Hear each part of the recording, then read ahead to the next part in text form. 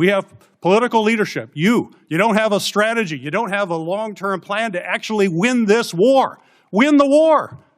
በአሜሪካና በኢራን መካከል የተቀሰቀሰውና መላውን ዓለም በስጋት ውስጥ የከተተው ጦርነት አሁን ላይ ወደማይመለስበት የገንዘብና የደም አዘቅት ውስጥ መግባቱን የሚያረጋግጡ አስደንጋጭ መረጃዎች በዋሽንግተን ዲሲ ከሚገኘው የሴኔት አዳራሽ በዝርዝር መውጣት ጀምረዋል።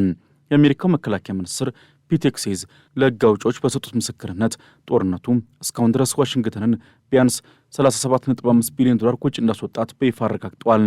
ይህ ቁጥር ከሁለት ወራት በፊት ከነበረው ግምት አንጻር $8 ቢሊዮን ብልጫ ያለው ሲሆን የጦርነቱ ወጪ በየቀኑ በከፍተኛ ፍጥነት እያደገ መምጣቱን የሚያሳይ ሆኗል። ይሁን እንጂ ከዲሞክራት ወገን የሚሰሙ ድምጾችና የውስጥ አዋቂ መረጃዎች እንደሚጠቁሙት እውነተኛው የጦርነቱ ወጪ ከዚህም እጅግ የላቀ ነው። የተጎዱ የአሜሪካ የጦር ሰፈሮችን መልሶ ለመገንባት የሚወጣው ወጪና ሌሎች ስውር ወታደራዊ ኦፕሬሽኖች በሄግሴዝ ሪፖርት ውስጥ አለመካተታቸው አሜሪካ ወደ ሌላኛው የሚያልቅ ጦርነት እየገባች መሆኑን የሚያረጋግጥ ነው። ይህ የገንዘብ ቀውስ የተከሰተው ፕሬዚዳንት ዶናልድ ትራምፕ ለቀጣዩ ዓመት $1.5 ትሪሊዮን የሚገመት እጅግ ግዙፍ የመከላከያ በጀት በጠየቁበት ወቅት ነው። ሚኒስትሩ ሄግሴዝ ይህንን በጀት ለትውልድ የሚተርፍ ኢንቨስትመንት ሲሉ ቢጠሩትም በተግባር ግን አሜሪካ በኢራን ግንባር የገጠማትን ወታደራዊ ውድቀትና የቁሳቁስ እጥረት ለመሸፈን የሚደረግ ጥረት መሆኑ ግልጽ ነው።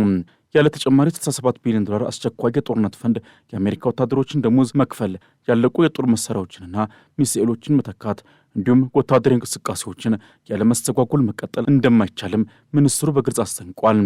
ይህ ደግሞ በዓለም ላይ በወታደራዊ ኃይሏ የምታወቁ አሜሪካ በኢራን በኩል ከሚሰነዘረባት ተከታታይ ጥቃት የተነሳ የሎጂስቲክስን የገንዘብ አቅሟ ምን ያህል የተሟጠ መሆኑን የሚያሳይ አሳሳቢ ክስተት ሆኗል። የጦርነቱ ጠባሳ በገንዘብ ብቻ የተወሰነ አይደለም። በሰዎች ላይ እየደረሰ ያለው ውድመትም ወደ ከፋ ደረጃ ተሸጋግሯል። ፕሬዚዳንት ትራምፕ በራሳቸው ማህበራዊ ሚዲያ ገጽ ትሩዝ ሶሻል ላይ እንዳረጋገጡት ባሳለፍነው የካቲት 8 ቀን የጀመረው የጦርነት እስካሁን የ18 አሜሪካን ወታደሮችን ሕይወት የቀጠፈ ሆኗል።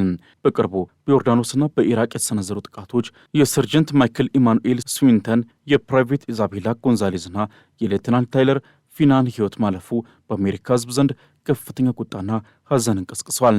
ከ100 በላይ ወታደሮችም በጽኑ መቁሰላቸው ተነግሯል። ይህ ሁሉ መስዋዕትነት እየተከፈለ ያለው ደግሞ ትራምፕ ከኢራን ጋር ለመስማማት ተቃርበናል እያሉ ደጋግሞ በሚናገሩበት ወቅት መሆኑ የአስተዳደሩን ግልጽ የስትራቴጂ ጥረትና የውሸት ትረካ ቁልጭ አድርጎ ያሳያል። በሴኔቱ አዳራሽ የተፈጠረው ለአስጨራሽ ክርክርም በአሜሪካ ፖለቲካ ውስጥ ያለውን ከፍተኛ ክፍፍል ይበልጥ አጋልጦታል። quote made combat ineffective. Yes or no? Was that an accurate statement? What the American military has done to the Iranian military is a historic military defeat. Will you answer the question?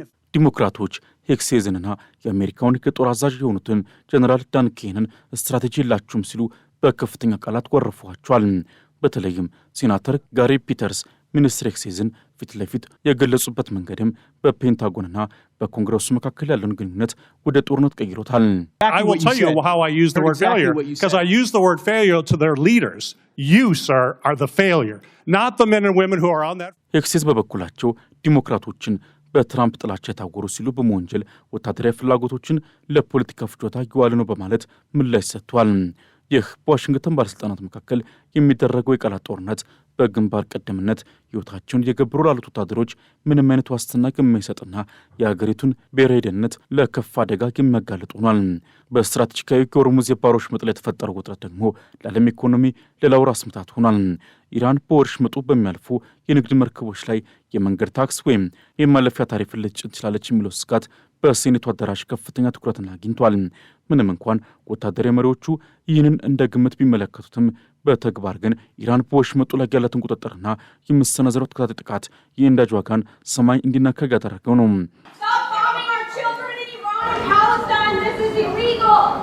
የአሜሪካ ጦር ለ10 ተከታታይ ቀናት በኢራን ወታደራዊ መሠረተ ልማቶች ላይ ጥቃት ቢሰነዝርም የኢራን ሚሳኤል አቅም ማዳከም አለመቻሉ ጥያቄ አስነስቷል። ሄግሴዝ ራሱ እንደመሰከሩት ከሆነ ኢራን ላለፉት 47 ዓመታት ሚሳኤሎቿንና የኒውክሌር ተቋሞቿን በምድር ውስጥና በተራሮች ስር ደብቃ ስለገነባች በአየር ድብደባ ብቻ እነሱ ማጥፋት የማይቻል ሆኗል። ይህ ደግሞ አሜሪካ በቴክኖሎጂና በኃይል የበላይነት አለኝ የምትለውን ትረካ ጥያቄ ውስጥ የሚከት ነው። የሪፐብሊካኑ ወገን የጦርነት ፈንዱን በበጀት ማስታረቂያ ሂደት ለማሳለፍ የሚያደርገው ጥረትም ሌላው የፖለቲካ ቁማር ሆኗል። በጦርነት ፈንድ ስም የገበሬዎች እርዳታንና የምርጫ ግለጦችን አቀላቅሎ ማቅረብ አስተዳደሩ የጦርነቱን አስገዳጅነት ሌሎች ፖለቲካ አጀንዳዎች ማስፈጸሚያነት እየተጠቀምበት መሆኑ ነው። ሆኖም ይህ ሂደት በዲሞክራቶች ብቻ ሳይሆን ውጭን በሚቃወሙ ሕግ አጥባቂ ሪፐብሊካኖች ዘንድም ተቃውሞ ገጥሞታል። የኮንግረሱ የክረምት ረፍት መቃረብ ደግሞ ፔንታጎን ከሚፈልገውን ገንዘብ በወቅቱ እንዳያገኝ እንቅፋት ሊሆንበት ይችላል። ይህ የገንዘብ መዘግየት ደግሞ በመካከለኛው ምስራቅ ለሚገኙ የአሜሪካ ወታደሮች የቁሳቁስና የደህንነት ስጋትን ይበልጥ ጨምረዋል። ይህ ጦርነት በአሜሪካውያን የዕለት ተዕለት ሕይወትና በአገሪቱ ማኅበራዊ መሠረት ላይ የሚያሳድረው ተጽዕኖ ከወታደራዊ ውድመት ባልተናነሰ መልኩ ጥልቅና መዋቅራዊ ነው። ለአማካዩ አሜሪካዊ ዜጋ የ37.5 ቢሊዮን ዶላር ወጪ እንዲሁ በወረቀት ላይ የሚሰፍር ቁጥር ብቻ ሳይሆን በቀጥታ ከኪሱ የሚወጣ ግብርና ከኑሮ የሚቀነስ መስዋዕትነት ነው። በሴኔቱ አዳራሽ ውስጥ የታየው ውጥረትና የጸረ ጦርነት ተቋሚዎች ጩኸት የሚያሳየው የአሜሪካ ሕዝብ ሌላ የሚያልቅ ጦርነትን ያለው ትዕግስት ማለቁን ነው። ዜጎች በዋጋ ግሽበትና በኑሮ ውድነት እየተገረፉ ባሉበት በዚህ ወቅትም መንግስት በየቀኑ በቢሊዮን የሚቆጠር ዶላር ወደ መካከለኛው ምስራቅ በራስ ያፈስ ማየታቸው በህዝቡና በፖለቲካው ሊቃን መካከል ያለውን መተማመን በከፍተኛ ሁኔታ ቀንሶታል። በተለይም በሆርሙዝ የባህር ወሽመጥ ላይ የተፈጠረው መስተጓጎል የነዳጅ ዋጋን ወደ ሰማይ እንዲሰቅለው ማድረጉ እያንዳንዱ አሜሪካዊ በቤት ውስጥ ለጦርነቱ ቀጥተኛ ዋጋ እንዲከፍል አስገድዶታል። ከኢኮኖሚ ባሻገር ይህ ጦርነት በአሜሪካውያን ቤተሰቦች ላይ ያሳደረ ያለው ስለነበነ ጠባሳ እጅግ የከፋ ሆኗል። 18 ወታደሮች መሞታቸው እንደ ቀላል ቁጥር ቢወራም ለአሜሪካ ማህበረሰብ ግን ይህ ትልቅ የቁስል ምንጭ ነው። እንደ 19 ዓመቷ ኢዛቤላ ጎንዛሌዝ ያሉ ወጣቶች ገና የህይወትን ጣዕም ሲያውቁ በባዕድ ሀገር መሬት መቅረታቸው በወላጆችና በወጣቱ ትውልድ ዘንድ ለምን የሚል ትልቅ ጥያቄን አስነስቷል።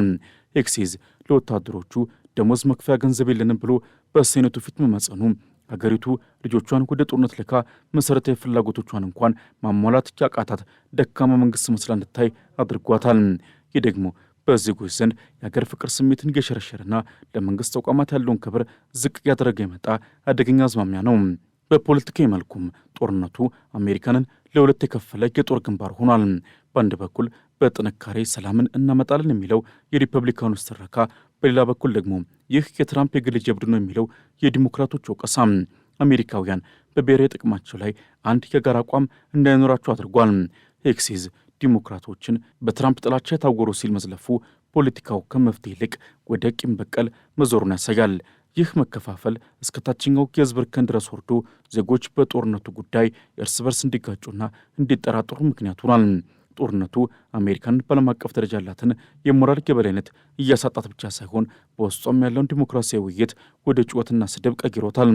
ለተራ አሜሪካዊ ይህ ጦርነት ማለት የዕድል ወጪ ወይም ኦፖርቹኒቲ ኮስት ማለት ነው። ለጦርነት የጠየቀው 1.5 ትሪሊዮን ዶላር ቢቆረስ በአሜሪካ ውስጥ ስንት ትምህርት ቤቶችን፣ ሆስፒታሎችና መንገዶችን ሊገነባ እንደሚችል ዜጎች መጠየቅ ጀምረዋል። በበጀት ማስታረቂያ ውስጥ የገበሬዎች እርዳታና የምርጫ ግለውጦች ከጦርነት ፈንድ ጋር ተቀላቅለው መቅረባቸው ፖለቲከኞች የሕዝብን ችግር ለጦርነት ፍጆታ እንደታጋች የጠቀሙበት መሆኑን የሚያሳይ ነው። አሜሪካውያን አሁን የሚፈልጉት በኢራን ተራሮች ስር የተደበቁ ሚሳይሎችን ማጥፋት ሳይሆን በገዛ ሀገራቸው ውስጥ ያለውን የኢኮኖሚ ዋስትናና ሰላምን ነው። ጦርነቱ በዚሁ የቀጠለ ከሆነ አሜሪካ በውጭ ግንባር ልታሸንፍ ብትችልም በሀገር ውስጥ ግን ማህበራዊ ውህደቷንና ኢኮኖሚያዊ ጥንካሬውን የተሸነፈች ሀገር ሆና ልትቀር እንደምትችል በዋሽንግተን የታየው ክርክር ትልቅ ማስረጃ ነው። ከፊት ለፊታችን የሚጠብቀን መጪው ጊዜም እጅግ አስፈሪና ሊገመት የማይችል የፖለቲካና የወታደራዊ ምስቅልቅል የተሞላ መሆኑን በዋሽንግተን የታየው ለአስጨራሽ ፍጥጫ በግልጽ አመልክቷል። በቀጣይ በግልጽ የሚጠበቀው ትልቁ ክስተትም በአሜሪካ የፖለቲካ መንበር ውስጥ የሚፈጠረው የበጀት ፍንዳታ ነው። መከላከያ ሚኒስትሩ ፒት ሄግሴዝ ለወታደሮች ደሞዝ መክፈያና ለጦር መሳሪያ ማሟያ የሚሆንን አስቸኳይ 87 ቢሊዮን ዶላር ካልተሰጠ አሜሪካ በመካከለኛው ምስራቅ የጀመረችውን ግስጋሴ መቀጠል ቀርቶ ራሷን መከላከል እንደማትችል በግልጽ ተናግረዋል። ይህ ደግሞ በቀጣይ ሳምንታት በሪፐብሊካኖችና በዲሞክራቶች መካከል የሚደረገውን የቃላት ጦርነት ወደ ለየለት የፖለቲካ ትርምስ የሚወስደው ነው። ዲሞክራቶች ይህንን ጦርነት የትራምፕ የግል ጀብዱ አድርገው ስለሚቆጥሩትና የፔንታጎን ግልጽ ያልሆነ ስትራቴጂ ስላሳሰባቸው በጀቱን ለማጽደቅ ከፍተኛ ቅድመ ሁኔታዎችን መደርደራቸው አይቀሬ ነው። ይህ ደግሞ በኮንግረሱ የክረምት ረፍት ወቅት የጦርነቱ ፈንድ ታግዶ እንዲቆይና በግንባር ላይ ያሉ ወታደሮች ያለበቂ ስንቅና ትጥቅ እንዲጋፈጡ የሚያደርግ አደገኛ ክስተትን ይፈጥራል። በወታደራዊ ግንባር ደግሞ በቀጣይ የሚጠበቀው ይበልጥ የከረረና አይላይን የሆነ ያጸፋ እርምጃ ነው። አሜሪካ ላለፉት 10 ቀናት በተከታታይ በኢራን ላይ ጥቃት ብትሰነዝርም የኢራን የሚሳኤል አቅም መምታት አለመቻሏን ሄክሴዝ ራሳቸው አምነዋል። ኢራን ሚሳኤሎቿን በጥልቅ ምድር ውስጥና በተራሮች ስር መደበቋ አሜሪካ በቀጣይ የአየር ድብደባዋን ይበልጥ አጠናክራ እንደምትቀጥል አሊያም ወደ ምድር ውጊያ እንድታመራ ሊያስገድዳት ይችላል። ይህ ደግሞ የህይወት መስዋዕትነትን በከፍተኛ ሁኔታ የሚጨምርና ጦርነቱን ከቁጥጥር ውጭ የሚያደርግ ነው። ፕሬዚዳንት ትራምፕ ስምምነት ተቃርቧል እያሉ በሚናገሩበት ወቅት መሬት ላይ ያለው እውነታ ግን የባለስቲክ ሚሳኤሎች ፍልሚያና የአሜሪካ ወታደሮች በሬሳ ሳጥን ተጭኖ መመለስ ነው። በመሆኑም በቀጣይ የሚታየው ትዕይንት ዲፕሎማሲው ሙሉ በሙሉ ተዘግቶ በምትኩ የከበዱ መሳሪያዎች ንግግር የሚጎላበትና የቀጠናው ሀገራትም ይበልጥ ወደ ግጭቱ የሚሳቡበት ይሆናል። በዓለም አቀፍ ደረጃ በቀጣይ የሚጠበቀው ትልቁ ስጋት የሆርሙዝ የባህር ወሽመጥ ቀውስ ነው። ኢራን በዚህ ወሳኝ ንግድ መስመር ላይ የምትጭነው ማንኛውም አይነት የመንገድ ታክስ ወይም ወታደራዊ እገዳ የዓለምን የነዳጅ ገበያ ክፉኛ ያናውጠዋል። አሜሪካም ይህንን በኃይል ለመክፈት የምታደርገው ጥረት ከኢራን የባህር ላይ ፈንጂዎችና ድሮኖች ጋር ፊት ለፊት የሚያጋጭ በመሆኑ በቀጣይ የሚታየው ትዕይንት የባህር ላይ ጦርነት ሊሆን ይችላል። ይህ ደግሞ የነዳጅ ዋጋን ብቻ ሳይሆን አጠቃላይ የዓለም አቀፍ የሸቀጦች ዝውውርን ሽባ በማድረግ አሜሪካውያንን ጨምሮ መላው ዓለምን በኢኮኖሚ እንዲንበረከኩ የሚያደርግ ነው። የሰላም ስምምነቱ መፍረስና የሁለቱም ወገኖች እልህ በቀጣይ የሚታየው መፍትሄ በድርድር ሳይሆን በአንደኛው ወገን ፍጹም መሸነፍ ብቻ እንደሚጠናቀቅ አመላካች ነው። በአሜሪካ የውስጥ ፖለቲካ ውስጥ በቀጣይ የሚጠበቀው የጥያቄነት ማዕበል ነው። 18 አሜሪካውያን ወታደሮች መሞታቸውና የቢሊዮኖች ዶላር መውደም ህዝቡ በአስተዳደሩ ላይ ያለውን እምነት እንዲሸረሸር ያደርገዋል። ሴናተሮች ሄክሴዝን ውድቀት ሲሉ የጠሩበት ድፍረት በቀጣይ በአስተዳደር ውስጥ ከፍተኛ የመዋቅር ለውጥና የባለሥልጣናት ሽግሽግ ሊኖር እንደሚችል የሚጠቁም ነው። ጦርነቱ በዚሁ ከቀጠልና የአሜሪካ ወታደሮች ሞት ቁጥር ከጨመረም ትራምፕ በምርጫ ወቅት የገቡት ጦርነቶችን አቆማለሁ ከሚለው ቃል ኪዳን ተመልሶ ይወጋቸዋል። ይህ ደግሞ አሜሪካንን ወደ አዲስ የፖለቲካ ቀውስና ምናልባትም ወደ ህዝባዊ አመፅ ሊመራት ይችላል። በአጠቃላይ መጪው ጊዜ የባህሩ ጭስ የሸፈነው የኢኮኖሚ ዋስትና የራቀውና አሜሪካ ወታደራዊና ፖለቲካ ውርደት ልትከናነብ የምትችልበት እጅግ አስቸጋሪ ምዕራፍ ነው። ጦርነቱ አሁን ደረሰበት ደረጃ ከእንግዲህ ወደ ኋላ መመለስ የማይቻልበትና ውጤቱም እጅግ መራራ እንደሚሆን በዋሽንግተን የተካሄደው ግልጽ ፍልሚያ ለዓለም አስመስክሯል።